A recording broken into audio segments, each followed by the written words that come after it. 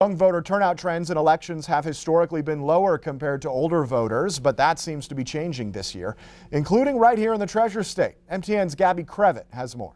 Just days away from Election Day, political researchers are diving into the early voting data to see what the numbers are saying.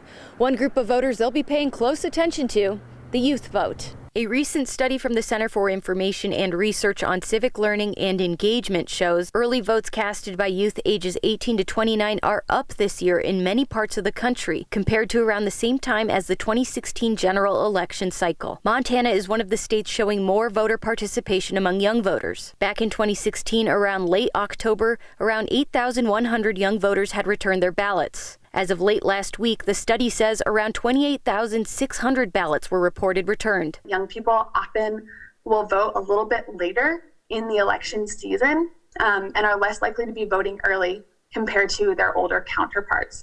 So these next couple of days will really tell us whether we're going to be busting through records on youth voter turnout or not. Political science professor at Montana State University, David Parker, said young people are very motivated to head to the polls this year. The driving forces? The economy and pandemic. I mean, these young voters are going into college and having a college experience that they don't like, or if they're not going to college, they're probably going into a job market, which is awful because of the pandemic.